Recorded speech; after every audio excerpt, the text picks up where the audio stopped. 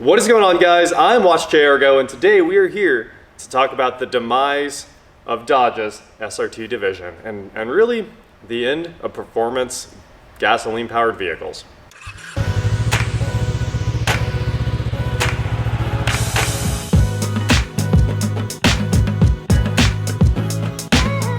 What is going on, guys? I'm Watch J Ergo, and like I said, today we are here with my beautiful 2005 Dodge Ram SRT10, the Viper truck, to talk about some of the guys that kind of started it all.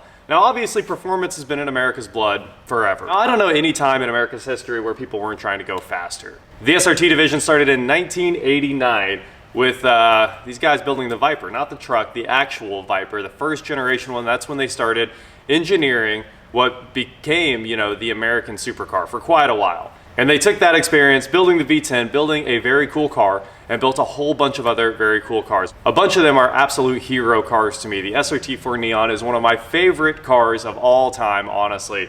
Eric had one of those, my brother-in-law, 60 trim kit, all of the period correct mods, perfectly taken care of, low mile car.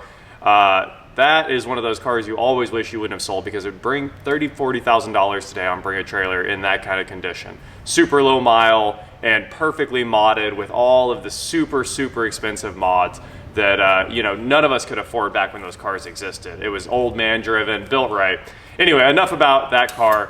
They built that car, they built the SRT4 Caliber, they built the SRT6 Crossfire, which is just a Mercedes CLK basically. Tons of SRT8s. We've got SRT8 vehicles everywhere. They threw the 6.4 in so many cars, the 300, the Jeep Grand Cherokee, Challenger, Charger, and then of course the Hellcat, Demon, all of that fun stuff. It all came from the SRT division, but Stellantis shut down SRT.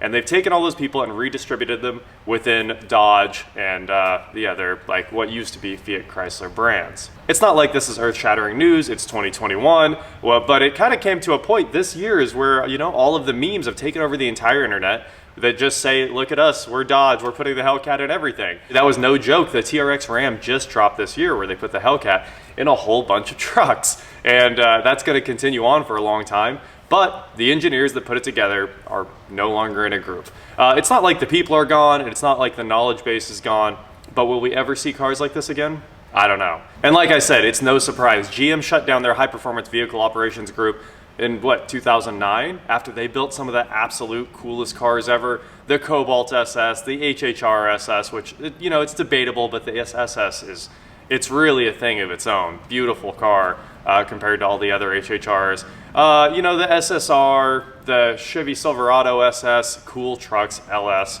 Those guys just put the LS in everything, or put a supercharger or turbo on something else they had, and those were really good, accessible cars. Speaking of affordable performance, let's talk about the sponsor of today's video, Harry's. You guys know the story. The founders of Harry's were tired of paying high prices for over-the-counter, underperforming razor blades, waiting in lines at grocery stores, and having to go get keys to unlock a plastic case hiding the razor blades. So they bought a razor blade factory in Germany and started building their own razors that are affordable and perform. This is the starter set right here. Refills are only $2, and you get this great razor that has this weighted handle.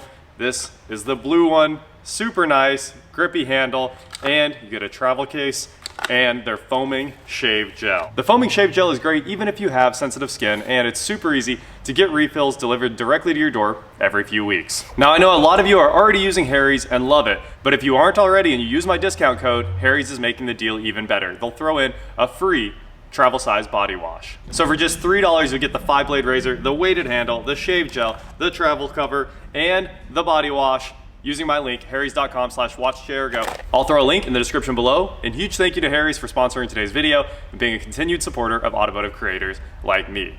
Now, let's get back to talking about this monster of a truck, or at least the SRT division. Accessibility is probably the #1 thing we're missing in the next generation of cars, because the prices of true performance vehicles are through the roof. I mean, almost everything can hit 100 grand these days.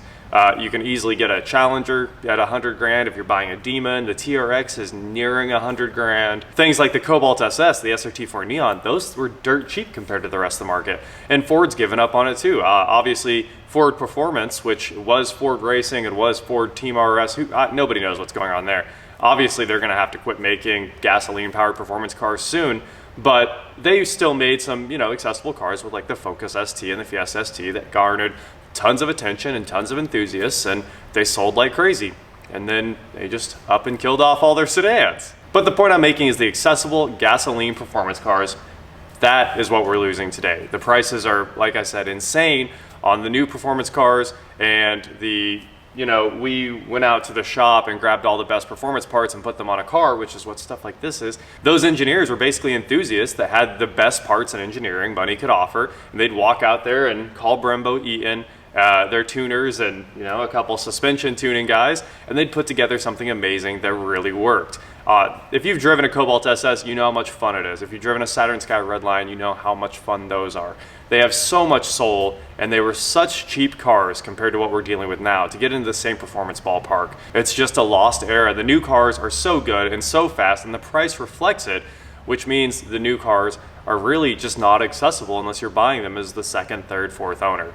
And, you know, obviously I do that all the time. If you're buying it as the second, third, fourth owner, it's probably had some miles on it, and it's probably been driven pretty hard, but you still get what used to be a very, very cool car. And it's from the era of the coolest cars. One of my goals with this building originally was to buy every GMSS car and every SRT vehicle and put them all in here, because they are the epitome of the coolest cars.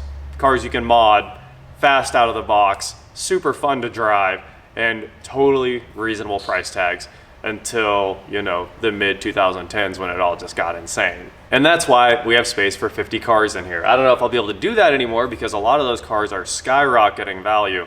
Finding a Cobalt SS, a turbo one that's nice, hard to find.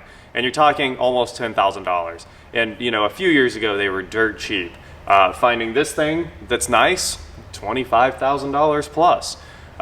It's getting really hard to find these cheaper old SRT vehicles because most of them got beat up and crushed. So the survivors that are still out there, they're commanding a pretty penny, and I think that's only going to go up as we see the end of the gasoline era. I don't know what we're going to do with those cars in the future because there might not be any gas stations to fill them up, but I guess we could fill up all the 5-gallon cans we can and hold on to them for years because the value of that might go up too. So this video was about taking a second, thanking the guys that built some of the coolest cars ever, some of the ones that will always be heroes to me. Turbocharged 4-cylinders that were a lot of fun, V10s in places they didn't belong, gas guzzling, tire shredding cars. Okay, not this. This one's just gas guzzling. But a lot of the cool cars that we had posters on the wall of and that you could infinitely customize and were just super fun. It was a much cooler time than now, where you just go to the dealership and you buy a car that's done and it's perfect.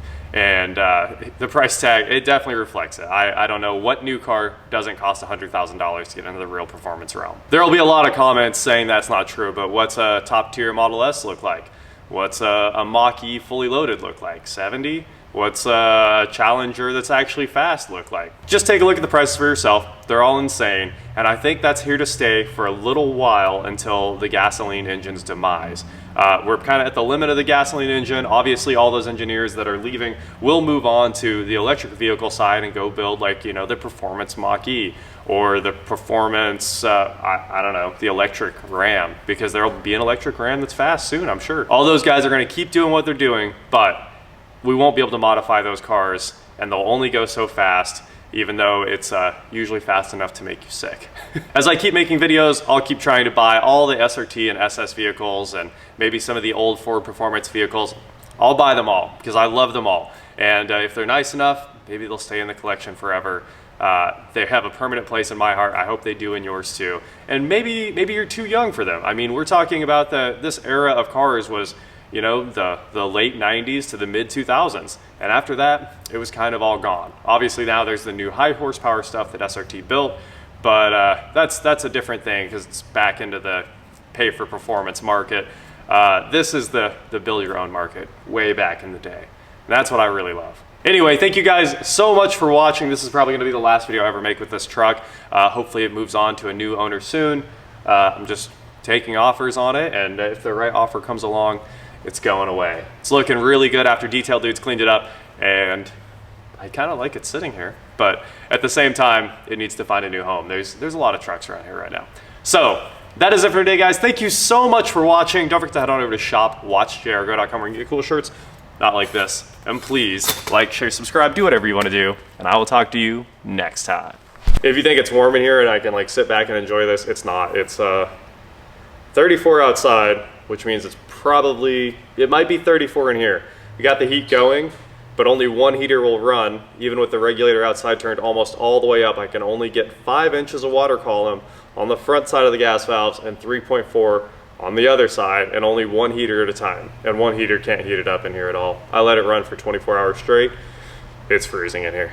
Time to put my hoodie back on. While we're talking about working on your own vehicles, check it out. My tool order is here. We've got 1,500-pound under hoist jack stands, the screw style ones, and a new jack and jack stand kit here. Oh, let me get these things open.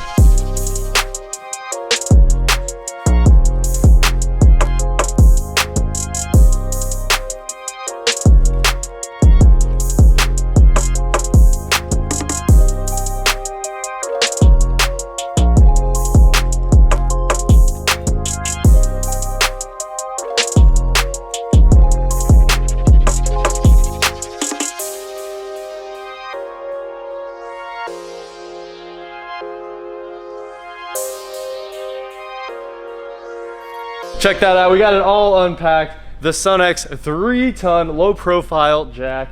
Low-profile jack stands, they're aluminum ones for working on low-profile projects. It's actually tough to find some jack stands that'll fit under projects, so you can't get very high.